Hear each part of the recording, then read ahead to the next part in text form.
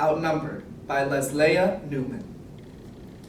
There were about 6 billion people in the world that night. There were around 281 million people in the United States that night. There were perhaps 483,000 people in Wyoming that night. There were roughly 26,000 people in Laramie that night.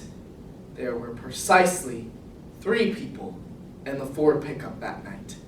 2 triumphant, 1 terrified.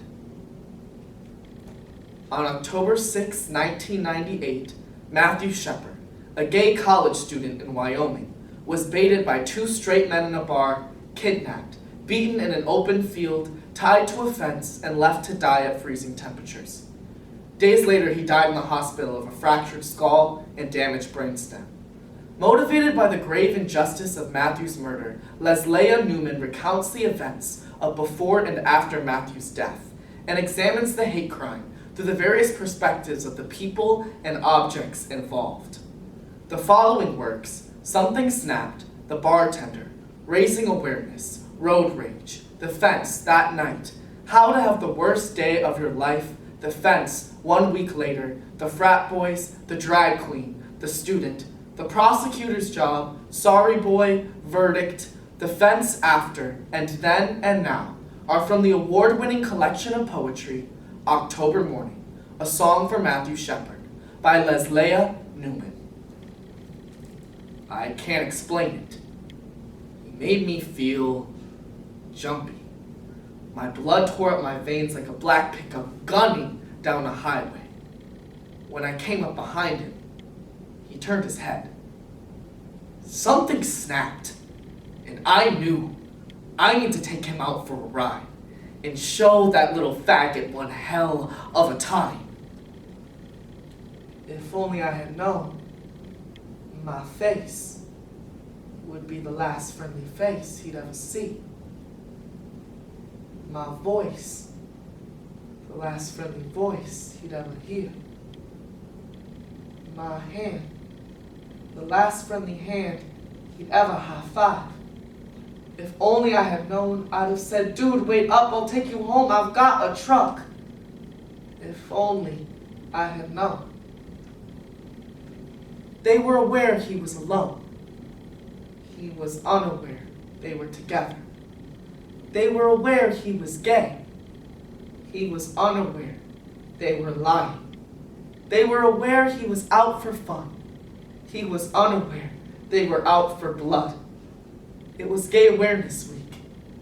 He was caught unaware. I am straight and narrow.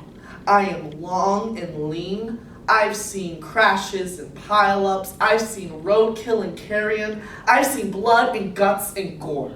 I can take anything. I'm as tough as time. But when I saw him, in between the 2 of them, trapped in that truck, it made me want to heave. I held him all night long. He was heavy as a broken heart. Tears fell from his unblinking eyes. He was dead weight, yet he kept breathing. His face was streaked with moonlight and blood. His own heart wouldn't stop beating. The cold wind wouldn't stop blowing. I tightened my grip and held on. I saw what was done to this child. We were out in the prairie alone. I cradled him just like a mother. I held him all night long. Hear something ringing in your sleep. Open your eyes. Reach for your alarm clock. See that it's 2 or 3 or 5 in the morning. Realize your alarm clock isn't ringing. Your phone is ringing. Know whatever it isn't good news. Good news doesn't come at 2 or 3 or 5 in the morning. Say hello. Hear an unfamiliar voice say your name like a question. Hear the unfamiliar voice say, "There's bad news." Take a deep breath. Take another. Hear the unfamiliar voice say the word incident. Try to believe this, try to deny this, try to understand this, try to accept this. Hang up, throw up, fly, drive, run, walk, crawl to the hospital where your loved one lies bandaged, sedated, and hooked to machines. Cry, sob, wail, pray. Speak softly into your loved one's undamaged ear. Say everything you need to say. Take hold of your loved one's swollen hand. Squeeze it gently. Let go.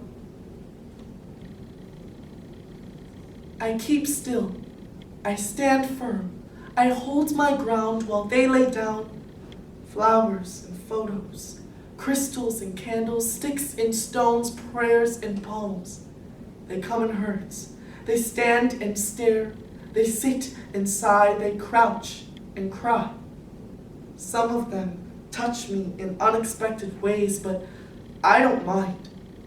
Being a shrine is better than being the scene of a crime. Hey, wouldn't it be funny? Hey, wouldn't it be hysterical? Hey, wouldn't it be a riot to make our scarecrow, the scarecrow on our float, the scarecrow on our homecoming float, look like a homo, look like a queer, look like a freaking fairy, like that fag from Wyoming, like that fag they thought was a scarecrow, like that fag they tied to a fence. Hey, that's really funny. Hey, that's really hysterical. Hey, that's really a riot. Hey, that'll really knock 'em dead. The minute it happened, my silver sequin sling bags slid back into the closet. My glittery gold gowns slipped back into the closet. My fluffy feather boas slithered back into the closet. The minute it happened, I dragged my sorry ass back into the closet, slapped the door shut, and swallowed the key. When I heard what happened, I stopped breathing. I started crying. I stopped eating. I started shaking. I stopped sleeping. I started praying. I told my family. I told my friends. I told the world that I'm gay. And that could have been me. His job is to prove, without a shadow of a doubt, beyond any reasonable doubt, the defendant, the savage, the monster, deliberately, purposefully, intentionally committed a robbery, a kidnapping, a killing, which cannot be excused, forgiven, undone. The rest is irrelevant. The rest is history. The rest is baloney. He rests his case. This is just to say, I'm sorry to deny your request to use the gay panic defense. Forgive me for pointing out the obvious, but there was someone gay who panicked that night. But that someone wasn't you. Guilty of kidnapping, guilty of robbery, guilty of murder. Unleashing rage and hatred with intent to maim and hurt, you laughed to see him suffer as he tasted blood and dirt. You, Mr. McKinney, are guilty, guilty, guilty. Preyed upon, frowned upon, revered, feared, weathered, worn, broken down, broken up, ripped apart, ripped away, gone, but not forgotten. Then I was a son. Now I'm a symbol. Then I was a brother. Now I'm absence. Then I was a friend. Now I'm a memory. Then I was a guy. Now I'm a ghost. Then I was a student. Now I'm the lesson.